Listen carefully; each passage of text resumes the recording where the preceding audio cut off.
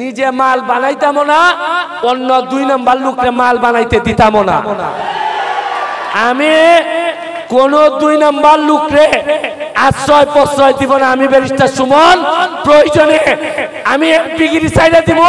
তারপর 2 বছর পরে আকস্মিকভাবে আমার এবং আমার পরিবারের বিরুদ্ধে এই ধরনের একটি মানহানিকর, অসম্মানজনক, অসত্য সংবাদ কেন পরিবেশিত হলো, আমি সেই আলোচনায় সচেতনভাবে ওই বেটা বান্দির বাচ্চা লাশ কারে কয়? আরে বেটা মুরগি মারছো জীবনে, কাপড় চুপড় নিয়া কিন্তু পলাইতে পারবেন না অফিসার স্যার। আসসালামু আলাইকুম দর্শক, দেশ ও দেশের বাইরে থেকে যারা এই মুহূর্তে আমার ভিডিও ওপেন করেছেন সবাইকে অসংখ্য অসংখ্য ধন্যবাদ।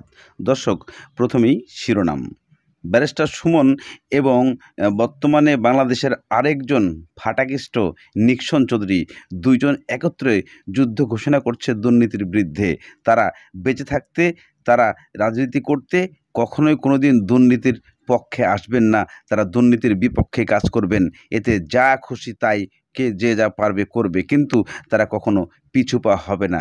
দর্শক, এই প্রথম আপনারা হয়তো খুশি হবেন যে ব্যারিস্টার সুমনের পক্ষ নিয়ে কাজ করতে শুরু করেছেন প্রথম বর্তমান একজন মানুষ, যে হচ্ছেন নিক্সন চৌধুরী।